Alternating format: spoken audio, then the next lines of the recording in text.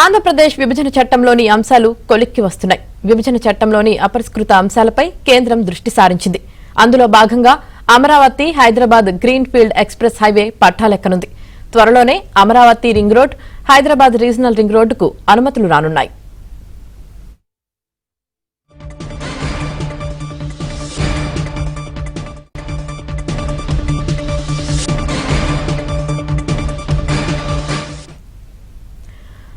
ఆంధ్రప్రదేశ్ విభజన చట్టంలోని అంశాలు కొలిక్కి వస్తున్నాయి. విభజన చట్టంలోని అపరిష్కృత అంశాలపై కేంద్రం దృష్టి సారించింది. ఇక దీనికి సంబంధించి పూర్తి సమాచారం మడిలీ బ్యూరో చీఫ్ కృష్ణ అందిస్తారు. కృష్ణ, గత నెల 3వ తేదీన కేంద్ర హోంశాఖ కార్యదర్శి నేతృత్వంలో కీలక సమావేశం జరిగింది.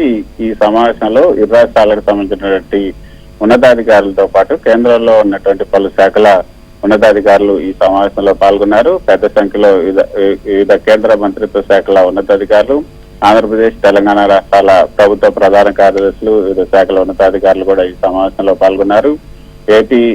ఏపీఎస్ఎఫ్సి విభజన, అదేవిధంగా విభజన చట్టంలోని షెడ్యూల్ 9లోని కార్పొరేషన్లు, కంపెనీల పంపకం, అదేవిధంగా మరోపక్క షెడ్యూల్ 10లో ఉన్నటువంటి సంస్థల విభజన, విదేశీ రుణ సాయానికి సంబంధించినటువంటి ప్రాజెక్టులు, అప్పులు పంచుకోవడం, రోడ్లు, రైళ్లు, అదేవిధంగా విద్య, ఇతర అనేక అంశాలపైన సుదీర్ఘంగా ఈ సమావేశం చర్చించింది. ఆ తర్వాత రెండు రాష్ట్రాల మధ్య అపరిష్కృతంగా ఉన్నటువంటి అంశాలపైన ఈ యొక్క ఇరు రాష్ట్రాలకు సంబంధించినటువంటి సిఎస్లు పవర్ పాయింట్ ప్రెజెంటేషన్ ఇచ్చారు.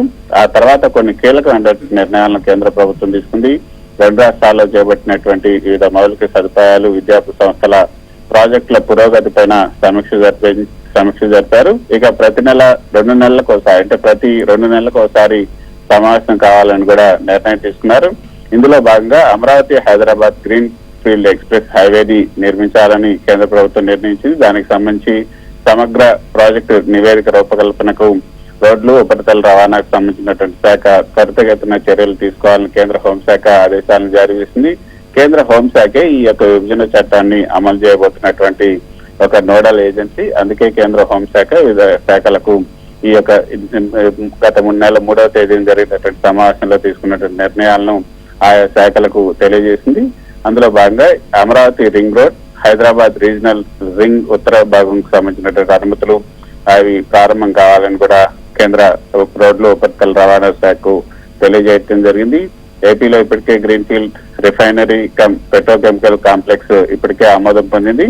అయితే మరో రిఫైనరీ ఏర్పాటు చేయాలన్న ఏపీ ప్రతిపాదనలు కూడా పరిశీలించాలంటూ కేంద్ర పెట్రోలియం మంత్రిత్వ శాఖకు హోంశాఖ ఆదేశించింది.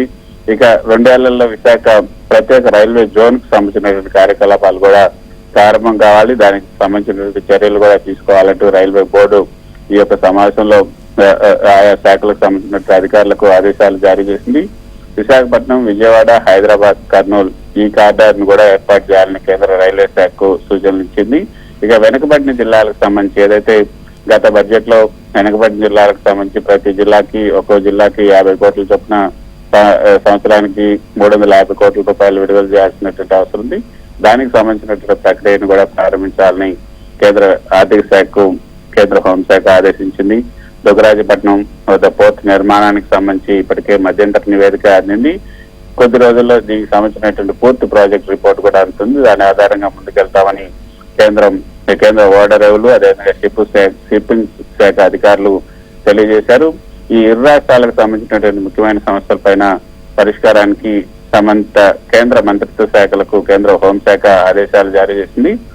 అయితే షెడ్యూల్ 9లో ఉన్నటువంటి సుమారు 53 కార్పొరేషన్లు, ఆ కంపెనీలకు సంబంధించినటువంటి ఆస్తుల విభజన పైన కూడా ఉత్తర్వులను కేంద్రం విడుదల చేసింది. ఆంధ్రప్రదేశ్ ఆర్థిక సంస్థ సంబంధించినటువంటి విభజన పైన హైకోర్టులో ఉన్నటువంటి స్టే ఎత్తేసిన తర్వాత తదుపరి చర్యలు తీసుకోవాలని కూడా నిర్ణయించింది. ఈ విధంగా షెడ్యూల్ 9, 10లో ఉన్నటువంటి సంస్థలు, కార్పొరేషన్లు, కంపెనీల విభజనకు సంబంధించి ఇప్పటి వరకు ఉన్నటువంటి సమస్యలు ఏంటి, కోర్టుకు సంబంధించినటువంటి కోర్టు కేసులు ఎంతవరకు వచ్చాయి, దానికి సంబంధించి అవసరం అయితే అటార్నీ జనరల్ అభిప్రాయం తీసుకుని ముందుకెళ్లాలని కూడా కేంద్రం నిర్ణయించింది. Right, thank you Krishna.